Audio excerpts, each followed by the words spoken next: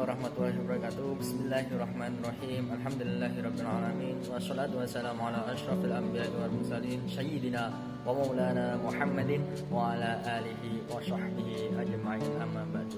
Yang saya hormati kepada Bapak Dr. Ahmad Sakur selaku dosen pembimbing mata kuliah Manajemen Iswaf semester 5. Saya sendiri Muhammad Fathul Imam akan mempresentasikan hasil kerja saya sendiri, materi tentang kewajiban zakat dalam nas Al-Quran dan As-Sunnah. Oke, sebelum saya lanjut ke materi intinya, saya akan melakukan sedikit tentang kewajiban berzakat. Saya tulis dalam PPT saya, menurut saya zakat ialah nama dari suatu hak Allah Ta'ala yang diberikan seseorang kepada fakir miskin, dinamakan zakat.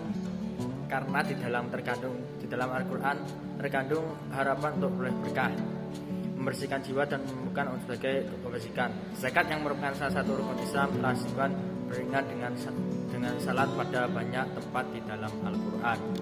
Jadi zakat itu bisa membersihkan diri kita dari kerobohan, bisa membersihkan hati biar tidak sombong dan lain sebagainya. Dan di dalam Al-Quran pun sudah disebutkan banyak sekali yang beriringan dengan sholat.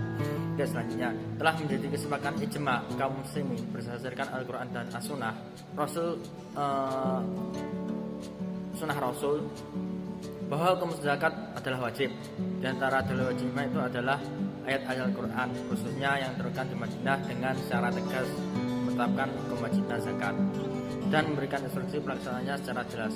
Misalnya dalam Quran surat Al-Baqarah ayat 43 yang bersih wa aqimus sholata wa atuz zakata warka'u marrokiin, dan laksanakan sholat, tunaikan zakat dan rukuklah bersama orang yang rukuk.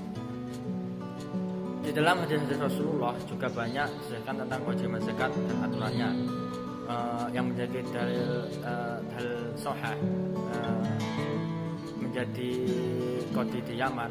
Yang satunya adalah hadis yang berbunyi, jika ini telah mereka taati, sampaikanlah bahwa Allah telah menjadikan zakat pada harta benda mereka yang dipungut dari orang-orang kaya dan berikan kepada orang-orang miskin. Itu zakat merupakan hadis riwayat jamaah. Jenis harta kekayaan yang wajib diberikan zakatnya. Kalau kita perhatikan ya ayat yang menjelaskan tentang kewajiban zakat, maka ada beberapa jenis kekayaan yang disebutkan dan diperingatkan untuk diberikan zakatnya. Salah satunya adalah emas dan perak. Itu sudah tertera dalam Al-Quran banyak sekali. Mungkin ada 80 sekian disebutkan dalam Al-Quran.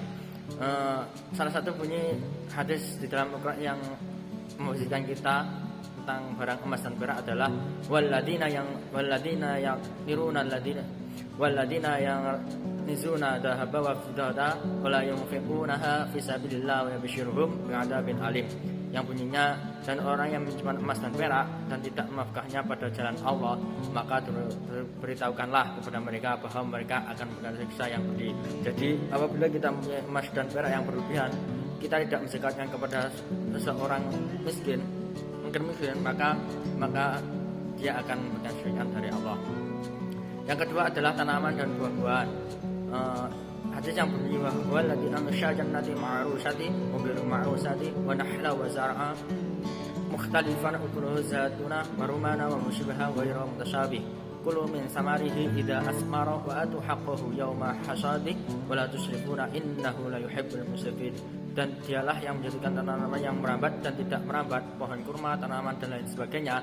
Makanlah buahnya apabila ia berbuah dan berikanlah haknya pada waktu hasilnya. Jadi apabila kita menanamkan suatu tanaman buah-buahan, hasil panenannya melimpah dan kita tidak memberikan dan kita tidak menzakatnya, maka kita akan memberikan siksa dari Allah Subhanahu wa taala. Itu sudah tertera dalam Al-Quran. Selanjutnya usaha perdagangan dan barang-barang tambang dan rikas yang dihasilkan dari perut bumi. Jadi barang-barang tambang yang dihasilkan dari bumi itu sudah tertera dalam surat Al-Baqarah ayat 27 yang bunyi ya ayyuhalladzina amanu min thayyibati ma kasabtum ma akhrajna lakum minal ardh wala tayammamu khabithu minhu tunfiquna wa lastum bi'akhidhihi illa an midu bih wa'alamu annallaha ghaniyul hamid, yang artinya wahai orang-orang yang beriman, infakkanlah sebagian dari hasil usahamu yang baik-baik dan sebagian dari apa yang kami keluarkan dari bumi. Janganlah kamu memilih yang buruk untuk kamu keluarkan, padahal kamu sendiri tidak mengambilnya melainkan dengan membenci memberikan mata enggan terhadapnya, dan itulah bahwa Allah Maha Kaya dan Maha Terpuji. Perintah ini tidak langsung sesuai dengan berbagai ketentuan. Mungkin ketentuannya disebutkan oleh sunnah dan hadis. Kemudian selain itu disebutkan pula kewajiban zakat pada binatang ternak. Misalkan dalil ini, maka dalam kitab fikih inilah macam-macam yang kekayaan wajib dibagikan zakatnya. Jadi itu salah satu harta kekayaan yang wajib zakat, sudah tertera hadisnya di dalam Al-Quran. Nah, sesuai hadis, menurut Al-Qardawi, jenis kekayaan yang wajib dikeluarkan zakatnya sesuai hadis menurut Yusuf Al-Qardawi itu yang pertama binatang ternak, unta, sapi, kambing dan lain sebagainya. Terus yang kedua adalah emas dan perak, sudah tertera dalam Al-Quran tadi, di hadis juga disebutkan. Terus yang ketiga perdagangan, tadi juga disebutkan pertanian, madu dan produksi hewani, barang tambang, terus tambang seperti dari perut bumi, terus dari laut, tambang ikan dan lain sebagainya. Terus investasi, pencarian profesi, saham dan obligasi. Pengembangan pemahaman tentang jizata yang wajib dikeluarkan zakatnya itu merupakan persoalan baru yang perlu disosialisasikan kepada umat Islam, terutama para amil yang bertugas di lapangan.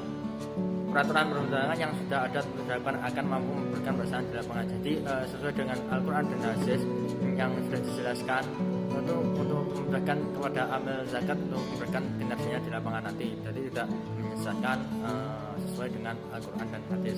Mungkin cukup sekian dari saya.